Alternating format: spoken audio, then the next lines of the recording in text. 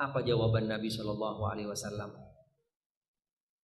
Kalau zaman sekarang orang tua yang diminta anaknya seperti itu, jangankan 1, 2, 3 disiapin, masya Allah. Tapi Nabi Shallallahu Alaihi Wasallam tidak memanjakan putrinya. Beliau katakan kepada Fatimah, ya Fatimah, ketahuilah kehidupan itu adalah sementara. Hidup itu penuh dengan ujian dan cobaan. Semakin besar cobaan ujian yang Allah berikan kepada kita, akan semakin meningkatkan derajat ketinggian kita di sisi Allah, dan akan lebih banyak pahala yang akan kita dapat. Maukah kamu aku kasih yang lebih besar pahala daripada pembantu, agar bisa mengurangi dosa-dosa kamu dan juga semakin meningkatkan derajat kamu di sisi Allah? Bacalah kamu ketika akan tidur, dan sekaligus bacaan ini akan mengurangi beban kepenatan, kecapean yang kamu alami dalam seharian. Bacalah subhanallah, alhamdulillah, Allahu akbar sebagai bacaan mengiringi tidur kamu masing-masing 33. Subhanallah. Ini resepnya Nabi Shallallahu Alaihi Wasallam yang diajarkan kepada putrinya dan juga buat kita selaku umatnya. Kadang-kadang ketika kita mau tidur, yang mengiringi tidur kita seringnya lupa dengan membaca dzikir. Kadang-kadang baca gitu kan. Ada yang kadang-kadang baca doa dzikirnya kebalik. Yang masih banyak dihafal, baca doa dzikirnya mau tidur, bismika Allahumma ahya wa amut. Padahal ini kebalik doanya. Yang tepat, yang benar kita mengawali dengan bismika Allahumma amutu wa ahya. Masih sampai hari ini dihafal di TK-TK. Ada di buku di mana-mana. Kemudian yang kedua, ketika baca dzikir juga seringnya kita nggak konsentrasi. Udah mau tidur langsung aja geblok naruh badan gitu kan. Subhanallah. Padahal Nabi menganjurkan tuntunan ketika mau tidur, bagaimana agar tidur kita berkualitas, tidur kita benar-benar tenang, yang datang di dalamnya mimpi-mimpi yang indah bukan yang nakutin. Baru kita meletakkan badan kita, Nabi menganjurkan dengan membaca bismillah. Karena ketika kita mau duduk, ketika kita mau berbaring, Nabi menganjurkan untuk membaca bismillah yang akan menjadi indah duduk dan tidur kita, dan akan selamat daripada gangguan setan. Kalau kondisinya seperti itu, insya Allah kita akan bisa konsentrasi baca dzikirnya, baca doanya. Dan doanya insya Allah akan maksimal, sempurna dibaca. Tapi kalau mau tidur langsung aja naruh badan, insya Allah bacaannya gak sempurna. Dan ketika terjadi sesuatu dalam tidurnya, jangan nyalain doanya. Salahinlah diri kita karena kita tidak maksimal di dalam membaca doa. Kadang baca kulhu yang cuman beberapa ayat, karena posisi nggak serius, nggak sadar, nggak selesai kulhunya. Intinya bagaimana kita bisa mengkondisikan, mengemas kehidupan ini agar indah. Kita kembali segala sesuatunya kepada Allah Subhanahu wa ta'ala, dan kita selalu berzikir kepada Allah Subhanahu wa ta'ala untuk bisa tetap menjaga kehidupan kita ini di dalam tuntunan agama dan sunnah Nabi Sallallahu Alaihi Wasallam. Yang kelima, keluh kesah tanda tak ridho dan mendatangkan musibah baru. Sedih hal yang wajar, boleh, tidak apa-apa. Karena dengan musibah cobaan yang Allah timpakan kepada kita, kita boleh saja sedih. Boleh kita nangis, tidak apa-apa. Bahkan sampai meneteskan air mata pun boleh, tidak apa-apa, silahkan menangis. Karena ini menjadi salah satu daripada fitrah manusia. Tetapi tentunya kita harus juga segala sesuatunya ada batasnya. Ada batasnya. Ada koridornya, ada tuntunannya, tidak sampai berlebih-lebihan. Satu ketika Nabi SAW sedang di pekuburan bersama beberapa para sahabat.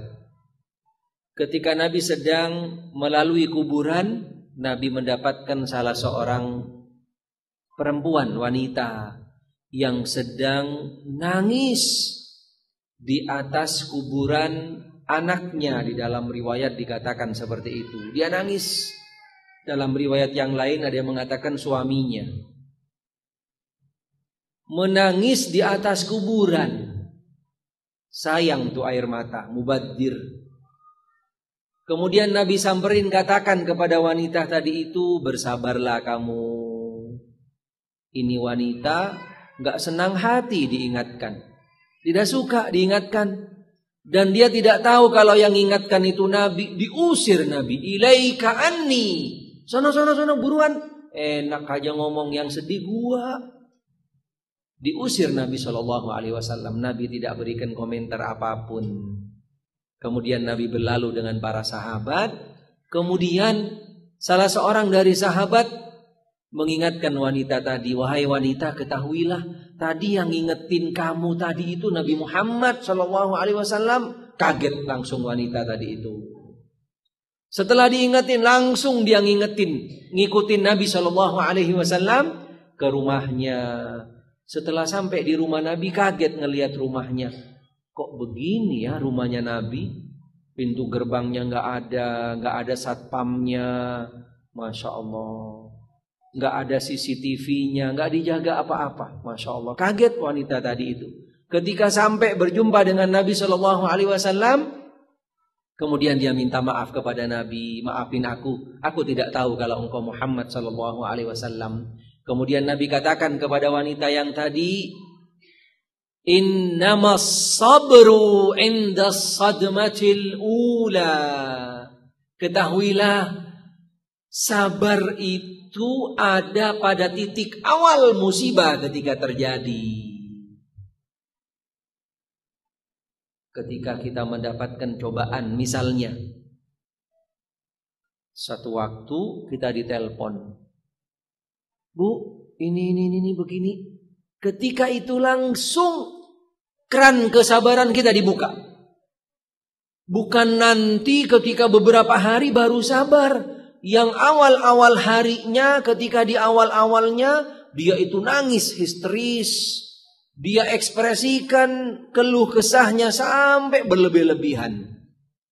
Nanti setelah berapa hari udah diingetin lama, baru mulai sabar. Ya saya mau sabar sekarang. Udah telat. Udah terlambat. Kesabaran yang benar dan tepat yang dituntun di dalam agama, indas sadmatil ula. Ketika pada pukulan pertama, ketika pada titik awal musibah terjadi kepada kita, di sanalah kita segera membuka kunci keran kesabaran kita. Dan itu langkah kesabaran yang tepat dan yang benar yang akan memberikan manfaat kepada kita. Bukan udah berhari-hari nangis, apalagi sampai dengan diiringi perilaku-perilaku tindak tanduk yang tidak benar, sampai dengan mukul-mukul pipinya, jambakin rambutnya, ngerobek bajunya, guling-guling, kumel berhari-hari. Setelah seminggu, ya saya baru mau sabar. Tidak benar. Itu bukan kesabaran sesuai dengan tuntunan yang diajarkan oleh Nabi SAW. Ketika kita bisa mengkondisikan kesabaran di titik awal, segeralah kita kembali kepada Allah Subhanahu wa ta'ala. Bagaimana seorang nabi, yaitu orang tua daripada Nabi Yusuf alaihissalam, ketika mendengar anaknya diceburkan ke dalam sumur walaupun diceritakan dimakan oleh serigala, ashku bathi wa huzni ilallah, beliau langsung spontan mengatakan, aku mengeluh, menyerahkan segala sesuatunya kepada Allah. Menyerahkan segala sesuatunya kepada Allah Subhanahu wa ta'ala.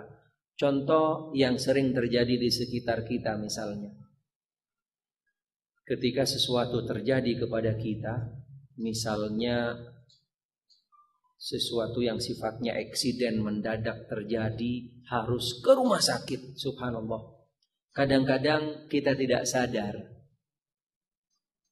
Ketika kita perlu sesuatu yang semestinya kita harus kembalikan kepada Allah Subhanahu wa ta'ala yang paling awal lebih dahulu daripada selain itu. Tetapi kadang-kadang kita seringnya ketika ada sesuatu yang eksiden dan kita butuh sesuatu, kita tidak nelpon Allah, kita tidak menyeru kepada Allah, tapi kita nelpon manusia. Ini termasuk salah satu bentuk kondisi yang langsung diajarkan oleh orang tua daripada Nabi Yusuf alaihissalam. Beliau mencontohkan ashku bathi wa huzni ilallah. Langsung spontan kabar itu beliau terima, langsung beliau kembalikan kepada Allah Subhanahu wa ta'ala.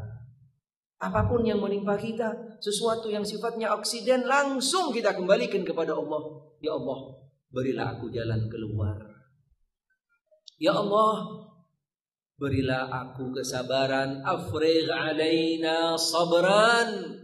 Ya Allah, berilah aku kesabaran di dalam menghadapi cobaan ini, dan segeralah aku berikan jalan keluar, karena segala sesuatunya darimu. Inna lillahi wa inna ilaihi raji'un. Allahumma akhlif li fi musibati wa ajirni. Allahumma ajirni fi musibati wa akhlif li khairan minha. Ketika langkah ini yang pertama kita ambil, subhanallah, Allah Subhanahu wa ta'ala sudah menjanjikan.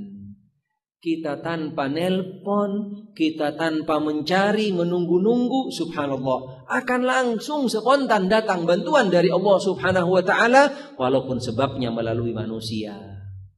Yang keenam, bersabar dengan musibah mendatangkan pahala.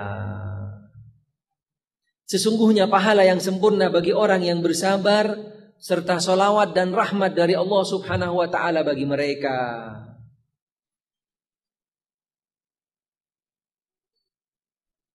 Sabar itu berat. Sabar itu pahit sekali. Sabar itu tidak enak.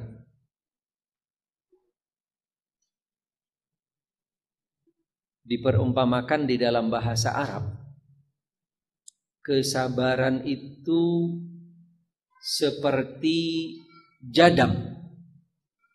Ibu-ibu ada yang tahu jadam? Alhamdulillah kalau tahu dengan jadam, yaitu seperti apa, dia bentuknya agak kental, keras dan pahit sekali. Biasanya oleh ibu-ibu klasik dijadikan obat, biasanya dimasukkan ke air, kemudian airnya diminum karena pahit sekali memang. Tetapi ternyata ada yang lebih pahit dari jadam. Ada yang lebih pahit daripada jadam. Nabi SAW memperumpamakan di dalam salah satu hadis tentang bagaimana tingkatan macam-macam orang-orang yang membaca Al-Quran atau kedekatannya dengan Al-Quran. Beliau memperumpamakan dengan beberapa macam-macam buah. Salah satunya yang beliau perumpamakan yaitu salah satunya buah yang namanya buah hambolah. Ada yang tahu buah hambolah? Jarang didapat. Di sini juga nggak bakal ada, karena dia hanya tumbuhnya di padang pasir. Dia tumbuhnya di atas padang pasir, merambat, mirip seperti buah semangka atau buah labu merah dan seterusnya. Mirip seperti itu, dia bentuknya bulat. Tetapi dia kering. Semakin kering hambolah ini akan semakin pahit. Kami pernah buktikan. Dikatakan oleh orang-orang tradisional di Madinah, Ketika kami pernah lakukan rehlah ke salah satu padang pasir, kebetulan dapat hamdolah dan kami buktikan dari pahitnya. Orang-orang sana menyatakan pahitnya hamdolah itu, kalau kita gosok hamdolah itu yang kering, kita gosok-gosok dengan telapak kaki kita yang kosong, tidak pakai alas kaki, itu pahitnya akan sampai ke tenggorokan. Dan kami merasakannya, dan kami merasakannya itu. Bagaimana pahitnya? Memang agak lama. Digosok, gosok terus. Subhanallah, sampai benar-benar pahit ke tenggorokan terasa. Subhanallah. Itu hamdolah. Kesabaran lebih pahit daripada hamdolah. Sabar lebih pahit daripada hamdolah. Karena berat sekali yang namanya sabar. Sekalipun yang namanya Pak Sabar, perlu sabar. Perlu sabar. Karena kesabaran adalah termasuk kategori akhlak yang paling mulia. Akhlak yang paling mulia yaitu adalah kesabaran. Dan Nabi SAW selain sifat-sifat akhlak yang mulia yang lainnya ada pada diri Nabi, Nabi terkenal sejak dulu ketika di zaman di Mekah, beliau dengan kesabarannya yang luar biasa, yang tidak ada satupun daripada hamba Allah menandingi kesabaran Nabi Sallallahu Alaihi Wasallam. Walaupun kesabaran itu termasuk salah satu sifat akhlak yang bisa dikategorikan kasbi. Akhlak itu ada dua, ada yang namanya fitri, ada yang namanya kasbi. Fitri itu udah dari sononya katanya Betawi.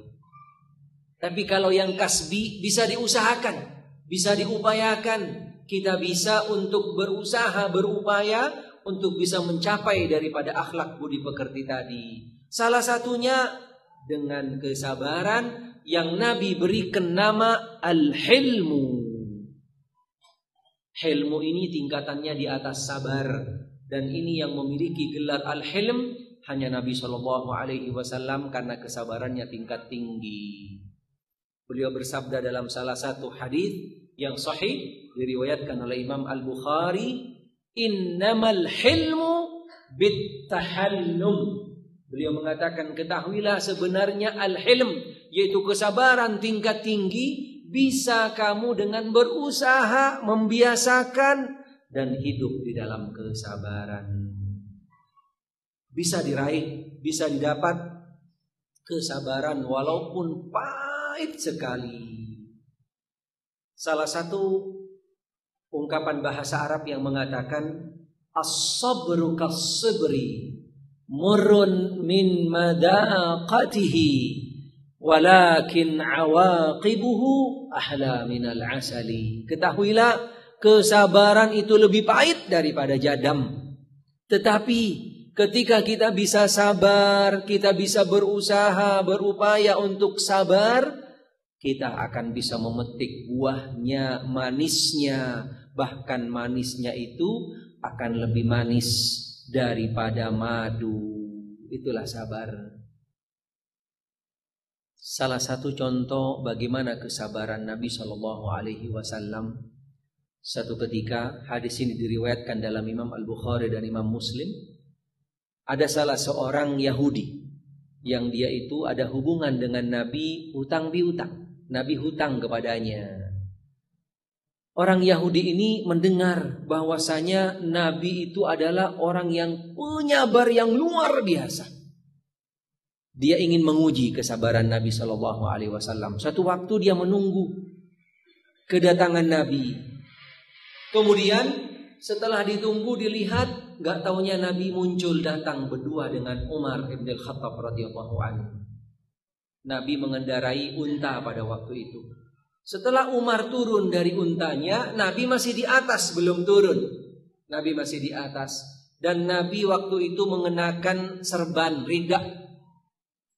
Ridaknya yang cukup panjang. Orang Yahudi tadi itu langsung nyamperin Nabi. Nabi belum turun dari unta. Ridak yang dipakai atau serban yang dipakai Nabi itu ditarik. Ya Muhammad, bayar hutang kamu. Padahal belum jatuh tempo. Belum jatuh tempo. Sampai dalam riwayat dinyatakan belakang leher Nabi itu lecet merah. Karena serban yang dipakai, serbannya Nabi itu kasar. Beda sama serban sekarang. Kalau serban sekarang ditarik lolos. Sampai lecet leher belakang Nabi SAW. Bayangkan kalau kita yang terjadi seperti itu, atau kepada orang tua kita, kepada pemimpin kita, subhanallah. Umar ngelihat apa yang dilakukan oleh orang Yahudi itu udah gak sabar. Itu pedangnya udah keluar masuk. Umar udah gak sabar. Tetapi Nabi katakan, jangan ya Umar, ini urusan saya dengan dia. Urusan saya dengan, tidak sedikit pun berubah mimik Nabi SAW. Matanya gak melotot, mukanya gak jadi merah, dan juga penampilannya pun tidak sedikit pun berubah. Nabi tetap senyum lebar. Rasulullah SAW. Kemudian Nabi katakan kepada Umar, Umar tolong ambilin uang, bayarkan utang saya kepada dia. Padahal belum jatuh tempo. Kemudian setelah dibayarkan, Umar ambilkan satu lagi hadiah dari saya buat dia. Umar bengong. Hadiah, udah nyakitin, tidak sopan, sampai melukai Nabi. Utangnya juga belum jatuh tempo, dikasih hadiah lagi sama Nabi SAW. Apa yang terjadi? Dari kesabaran Nabi, subhanallah, orang Yahudi tadi itu, dia benar-benar kagum dan takjub dan terbukti apa yang selama ini dia dengar. Kemudian dengan kejadian itu, tidak sedikit daripada kaum yang di belakang orang Yahudi ini masuk Islam. Ini agama Rasulullah, ini akhlak Rasul SAW yang jauh sekali dengan kita. Kita mah nggak sabar, ya Allah. Subhanallah, jauh sekali, gak bisa. Walaupun kita tetap harus berusaha. Kita naik motor di belakang diseruduk aja motor kita. Ya Allah, itu helm udah kayaknya nembus tuh mata keluar. Subhanallah, innalillahi wa inna ilaihi raji'un. Sabar berat sekali, apalagi ketika kita menghadapi cobaan musibah yang Allah timpakan kepada kita. Kita tetap harus dituntut dengan yang namanya sabar. Karena dengan sabar Allah subhanahu wa ta'ala akan merahmati kita. Ulaika alaihim salawatum min rabbihim wa rahmah. Wa ulaika humul muhtadun. Dan orang-orang yang bersabar yang akan mendapatkan salawat rahmat dari Allah. Dan mereka akan diberikan petunjuk oleh Allah. Sabar sangat berat, apalagi seperti ibu-ibu di dalam kehidupan sehari, kehidupan berkeluarga, bertanggung jawab atas keluarga di rumah, anak dan yang lainnya. Masya Allah, luar biasa. Alhamdulillah, Masya Allah, penuh hadapi dengan kesabaran. Salah satu bentuk kesabaran yang dihadapi oleh ibu-ibu sampai hari ini, ya Allah, Alhamdulillah. Kami gak pernah dapat cerita kabar ada seorang ibu-ibu ketika ngurus anak-anaknya, dia itu boleh dikatakan gak sabar. Sedikit sekali, tapi masih banyak dan hampir semuanya.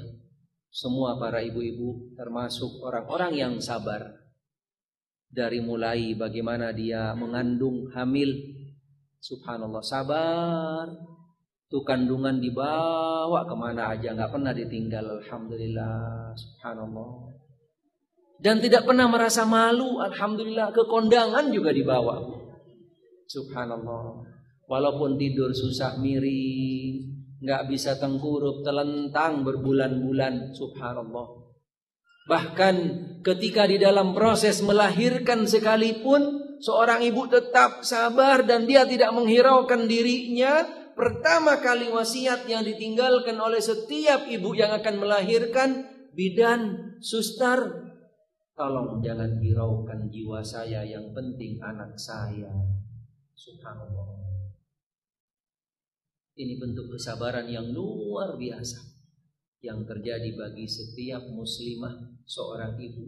Ini menunjukkan bagaimana besarnya jasanya seorang ibu yang tidak bisa dibalas dan tidak bisa ditandingi sampai kapanpun, tidak bisa dibayar.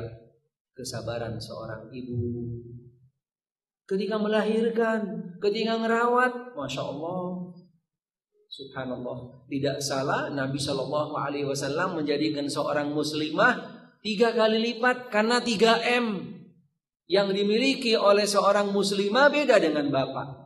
Mengandung, kemudian melahirkan, menyusui. Masya Allah. Ini yang gak dimiliki oleh kaum bapak. Dengan 3M ini Nabi berikan 3 kali lipat pahala, tingkatan berbeda dengan para kaum bapak. Ketika melahirkan, sudah lahir, Masya Allah, dijaga dengan gembira, senang sekali, Masya Allah. Kami tidak pernah mendengar yang namanya ibu-ibu ketika ngerawat anaknya, dia itu merasa keluh kesah, sedih. Nggak ada. Subhanallah. Walaupun ketika dia itu sedang asik menggendong pakai baju baru, diberakin oleh anaknya, senang gembira. Masya Allah. Nggak pernah ada seorang ibu ketika pakai baju baru, karena diberakin anaknya, dilempar anaknya. Nggak ada. Tidak pernah. Subhanallah. Sabar. Alhamdulillah. Ini kesabaran yang luar biasa yang terjadi bagi seorang muslimah. Subhanallah. Dan kesabaran itu adalah identik dengan kesabaran seorang ibu. Setiap muslimah, setiap ibu, kesabaran yang sifatnya anugerah dari Allah. Terus terang kalau bapak-bapak nggak ada yang sabar, ya Allah, jangan-jangan dikencingin, gitu kan? Subhanallah. Baru ngelihat kencing aja udah manggil, Bu, kencing deh Bu. Subhanallah. Ada juga bapak-bapak, ada juga yang kadang-kadang bantuin, ada. Tetapi itu termasuk salah satu bentuk kesabaran anugerah karunia Allah yang Allah hanya berikan kepada ummahat, kepada kaum ibu-ibu. Mudah-mudahan Allah Subhanahu wa taala tetap berikan kesabaran, istiqomah di dalam kesabaran, dan juga di balik kesabaran semuanya itu penuh dengan pahala dan juga janji-janji Allah Subhanahu wa taala yang dipersiapkan kepada mereka, yaitu dengan pahala yang sempurna. Innama yuwaffas sabiruna ajrahum bighairi hisab. Di dalam surat Az-Zumar, Allah Subhanahu wa taala menerangkan, sungguh Allah akan berikan pahala yang tanpa batas bagi mereka yang sabar. Ini termasuk anugerah karunia pahala yang paling istimewa. Allah tidak berikan batasan. Allah tidak tentukan berapa besarnya. Allah tidak tentukan kadarnya serta kuantitasnya dan selanjutnya. Hanya Allah Subhanahu wa taala yang tahu, memberikan pahala yang luas bagi orang-orang yang sabar. Innama yuwaffas sabiruna ajrahum bighairi hisab. Allah hanya memberikan pahala yang tanpa batas bagi mereka-mereka yang bersabar. Yang ketujuh, berharap ganti dari Allah di dunia atau di akhirat. Dengan musibah yang menimpa, berharap pahala diganti dari Allah, bisa dipenuhi di dunia atau ditunda nanti di akhirat. Para ummahat yang mudah-mudahan dirahmati oleh Allah Subhanahu wa taala. Allah Subhanahu wa ta'ala tidak pernah meleset dengan janjinya. Allah tidak pernah mengingkari janjinya. Allah Subhanahu wa ta'ala ketika menyatakan pasti akan dipenuhi dan berkenan atas apa yang diminta oleh hambanya. Ketika kita mendapatkan musibah dan kembali kepada Allah, kemudian kita berdoa agar digantikan yang lebih baik, yang lebih bagus, Allah pasti akan memenuhi dan berkenan atas doa kita, karena Allah sudah menerangkan di dalam Al-Quran, Ud'uni astajib lakum. Berdoalah kamu kepadaku, mintalah kamu kepadaku, niscaya aku akan berkenan atas doamu. Dinyatakan dalam salah satu hadis yang diriwayatkan oleh Imam At-Tirmidzi dan juga Imam Muslim, Nabi SAW menerangkan bahwasanya tidak ada doa seorang hamba Allah akan ditolak oleh Allah, karena setiap doa pasti akan melalui 3 kategori. Yang pertama, Allah bisa langsung doa itu dikabulkan di dunia. Pasti setiap doa tidak akan keluar daripada 3 hal ini. Bisa saja dikabulkan di dunia, walaupun Allah juga lebih tahu. Karena khawatir kalau nanti dikabulkan di dunia, mungkin bisa jadi dia itu akan lupa lalai kepada Allah. Yang kedua, Allah Subhanahu wa ta'ala jadikan doa yang kita minta kepada Allah sebagai penjaga, peringan, tameng, dan juga pencegah daripada kejelekan yang akan menimpa kita. Kemudian yang ketiga, doa itu pasti Allah akan jawab, kabulkan, dan Allah akan berikan ketika kita nanti di akhirat.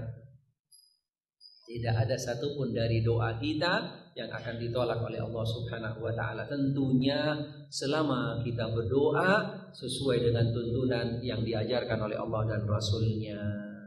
Karena setiap doa pasti Allah Subhanahu wa ta'ala akan kabulkan doa kita. Ud'uni astajib lakum, ketika kita mintanya kepada Allah. Tapi kalau kita minta kepada selain Allah, ini yang bahaya.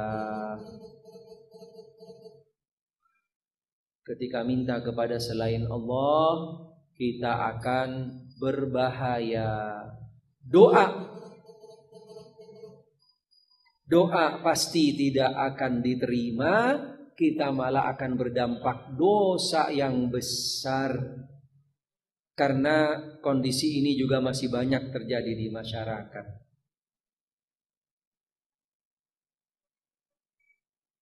Yang dinamakan fenomena dunia paranormal. Na'udzubillah min dzalik. Dunia paranormal zaman sekarang dikemas di dalam bentuk-bentuk yang keren, bentuk-bentuk yang ngetren, yang ditutup, dikemas seakan-akan dunia tersebut bukan dunia perdukunan yang dulu terkenal tersebar di masyarakat. Sekarang namanya dirubah. Ada pakai namanya orang pinter, padahal sebenarnya dia nggak pinter, bodoh. Yang kedua pakai nama istilahnya paranormal, padahal dia kagak normal orangnya. Kemudian yang ketiga pakai orang-orang seperti mentalis atau dengan orang-orang indigo, panca indera ke-6 dan seterusnya, semuanya bohong. Dan hakikatnya nama-nama yang tadi itu semuanya bersaudara sama dukun. Cuman lain ibu doang. Satu bapak, lain ibu. Dukun semuanya. Karena semuanya berujung, semuanya bersumber daripada yang namanya jin. Na'udzubillah min dzalik. Jadi kita jangan coba-coba masuk, jangan coba-coba kenal, jangan coba-coba yang namanya mau iseng-iseng ngirim rek 90. Pengen tahu kira-kira apa sih? Subhanallah. Nabi SAW mengingatkan kepada kita, man ata arrafan fasa'alahu an syai'in wa saddaqahu bima yaqul faqad kafara bima ja'a Muhammad SAW. Barang siapa yang coba-coba pengen nanya SMS, apalagi sampai datang kemudian nanya sesuatu, dan ketika dijawab lalu mau coba-coba dilakukan, Nabi mengatakan dia sungguh telah kafir dengan ajaran Muhammad SAW. Kafir dalam artian kafir kategori amali, bukan keluar daripada ajaran Islam. Dalam hadis yang lain Nabi mengatakan tidak akan diterima sholatnya selama 40 malam. Ya Allah, innalillahi wa inna ilaihi raji'un. Tidak benar, bohong. Karena mereka sendiri yang mempromosikan dirinya mampu untuk merubah nasib seseorang, dia sendiri gak bisa ngerubah nasibnya. Dia sendiri tuh jadi kerjaan. Subhanallah. Kalau dia mampu ngerubah nasibnya, gak bakalan mau jadi paranormal. Tapi sayang, orang kita kadang-kadang gak sadar. Dibohongin mau. Ya Allah, Anda tidak cocok hidup di darat, Anda cocoknya hidup di langit, Masya Allah. Subhanallah, mau aja dibohongin. Orang kita kadang-kadang tidak sadar. Orang kita kadang-kadang mudah terbawa oleh promosi-promosi, oleh iklan-iklan propaganda. Padahal di dalamnya penuh dengan hal-hal yang berbahaya, khususnya yang namanya dunia paranormal dengan segala macam bentuknya yang sekarang sudah mudah. Nggak perlu kita datang, bahkan dianterin ke rumah. Tapi bahayanya, naudzubillah min dzalik, hati-hati akan merusak keimanan kita, bahkan akan sampai dampaknya Allah Ta'ala berfirman, la in asyrakta la yahbatanna 'amaluk wa la takunanna minal khasirin. Ketika kamu masuk di dalam dunia yang tadi, kamu akan digolongkan orang-orang yang syirik kepada Allah, dan ketika kita melakukan kesyirikan kepada Allah, Allah akan membumi hanguskan, menghancurkan seluruh amal yang kita punya. Naudzubillah min dzalik. Berharaplah ganti dari Allah, mintalah kepada Allah Subhanahu wa taala apapun yang kita minta. Semua akan Allah Subhanahu wa taala berikan selama waktu dan juga kondisinya tepat dengan kita. Kemudian yang ke-8, segala macam musibah kejadian yang Allah Subhanahu wa taala timpakan kepada kita, yaitu menjadi pengingat agar kita kembali kepada Allah. Dengan musibah yang menimpanya sebagai pengingat agar segera kembali ke jalan yang diridhoi oleh Allah, setelah sebelumnya dia lalai dan tenggelam di dalam kemaksiatan. Subhanallah. Karena hampir sebagian besar yang Allah Subhanahu wa taala turunkan musibah dan cobaan itu semuanya kembali sebabnya berujung daripada kita sendiri.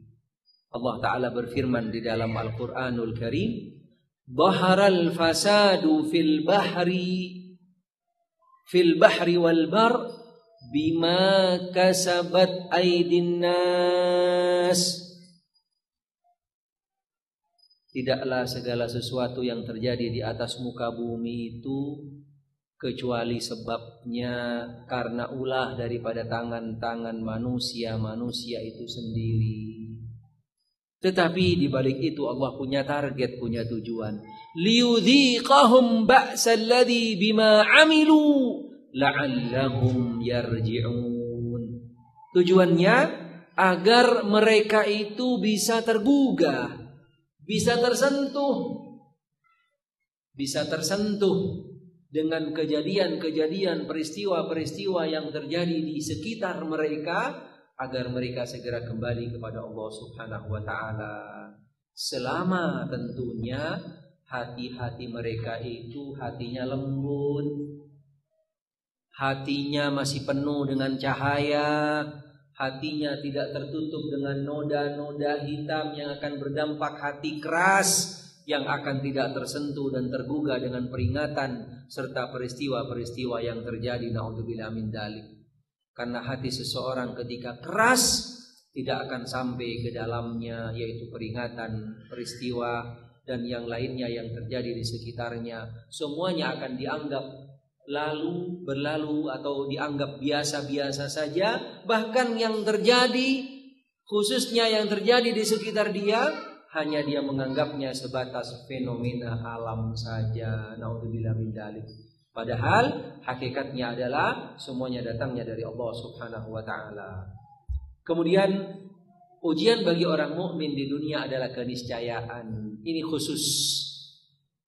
Kalau tadi sifatnya umum, walaupun ada titik khusus kepada orang-orang mukmin, lebih ditekankan lagi oleh Allah Subhanahu wa taala dalam Al-Qur'an di dalam surat Al-Ankabut ayat yang kedua dan yang ketiga. Ahasiban nasu ayyutraku ayyaqulu amanna wa hum la yuftanun. Apa kamu mengira ketika bagi orang-orang mukmin, orang-orang yang sudah mengucapkan dirinya mukmin, sudah berikrar kepada Allah menjadi orang mukmin, orang muslim, kemudian Allah akan tinggalkan mereka tanpa diuji? Mustahil, tidak ada. Pasti setiap mukmin pasti akan diuji oleh Allah Subhanahu wa taala. Tetapi ujian bagi siapapun saja dan khususnya bagi orang mukmin tingkatannya bertingkat-tingkat, bermacam-macam, berbeda-beda. Walaupun setiap ujian, setiap cobaan, setiap musibah yang Allah timpakan kepada setiap hamba Allah, khususnya bagi orang mukmin, sama sekali setiap ujian itu tidaklah akan bikin pecah kepalanya orang mukmin, tidak ada. Kecuali kalau memang cobaannya dia jatuh kepalanya pecah, bisa jadi. Tapi karena timpaan musibah yang datang dari Allah sampai bikin kepalanya pecah, tidak ada. Karena Allah ketika memberikan cobaan, memberikan ujian, Allah sudah melihat kadar, melihat kapabilitas, kemampuan, tekanan daripada setiap hamba Allah Subhanahu wa taala, dan Allah sudah cocokkan, sinkronkan musibah itu sesuai dengan hambanya. Walaupun yang paling tinggi cobaannya adalah para nabi dan rasul.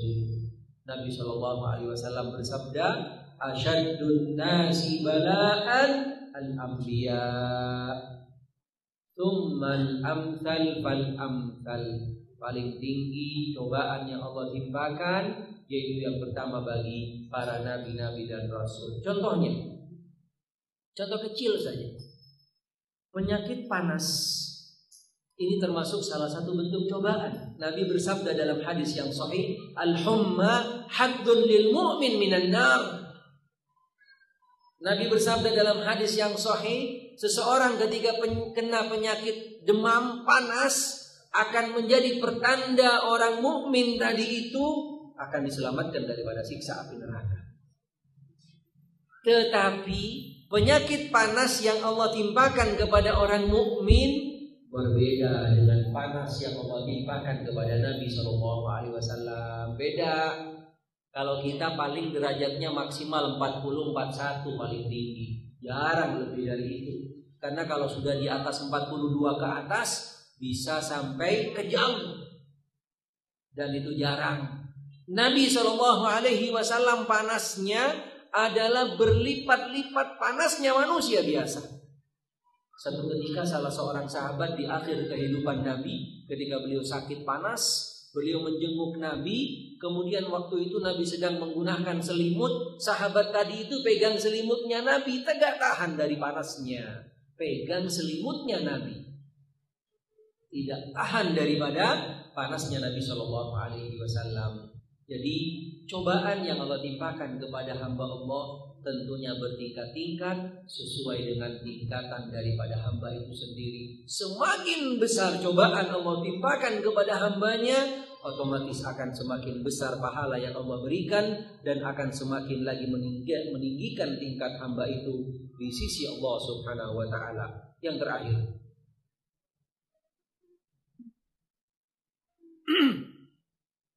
hikmah di balik musibah. Apa sih cobaan musibah yang Allah timpakan kepada kita, yang ini identik dengan kehidupan seorang muslim, muslimah di atas muka bumi, yang tidak akan sepi daripada cobaan, musibah dan yang lainnya. Yang pertama adalah melebur kesalahan. Tidak sedikit hadis-hadis Nabi SAW yang menerangkan bahwasanya setiap cobaan itu, musibah itu akan menghapus dosa. Nabi SAW bersabda dalam hadis yang sahih, "Ma yusibul muslim min nasabin wala wasabin wala hammin hatta syauka yushaquha illa kafarallahu biha khati'atan." Atau kama qala alaihi salatu wassalam. Tidaklah Allah menimpakan bagi seorang muslim yaitu cobaan dari mulai kesedihan, kegundah gulana, kemudian sakit, kemudian kesempitan dan yang lainnya, sampai pada akhirnya yang namanya duri yang menusuk kita, atau jarum, atau kena pisau, atau kena apa saja yang menimpa kita, semuanya itu tidaklah sia-sia, semuanya akan ada di balik itu semua hikmah, yaitu penghapusan dosa, peleburan dosa yang Allah Ta'ala berikan kepada kita. Yang kedua, meninggikan kedudukan. Subhanallah, Allah Subhanahu wa Ta'ala ketika mencintai hambanya, Allah akan lebih banyak lagi berikan cobaan kepada dia. Karena Nabi Shallallahu Alaihi Wasallam menerangkan dalam salah satu hadis, Innallaha idza ahabba fulanan ibtalah. Allah Subhanahu Wa Taala ketika mencintai salah seorang hambanya, Allah akan berikan cobaan kepada dia. Di dalam riwayat diterangkan liyasma'a tadarru'ahu, karena seorang hamba yang dicintai oleh Allah, Allah pasti tahu jalan keluar dia itu pasti akan menuju kepada Allah. Allah senang mendengar tadarru'nya hamba yang tadi. Karena hamba itu dicintai oleh Allah Subhanahu wa Ta'ala. Kepasrahan diri, membersihkan jiwa, pasrah kepada Allah, tawakal. Wa may yatawakkal 'ala Allah fa huwa hasbuh. Allah Ta'ala berfirman di dalam Al-Quranul Karim, barang siapa yang bertawakal kepada Allah, Allah yang akan mengambil alih, Allah yang akan menghandle, Allah yang akan menyelesaikan segala urusannya, memberi ganti atas ujian musibah itu di dunia atau nanti di akhirat, yaitu dengan ganti yang lebih bagus dan lebih besar. Ditinggal mati oleh anaknya, Allah Subhanahu wa Ta'ala mudah-mudahan ganti dengan anak yang lebih bagus, atau Allah akan jadikan anak tadi itu investasi di akhirat. Subhanallah. Kemudian mendidik orang-orang yang beriman sebagai tujuan untuk mendidik, untuk meningkatkan tingkatan kelas dia. Karena dinyatakan di dalam salah satu tulisan bahwasanya kesabaran itu adalah bagaikan seperti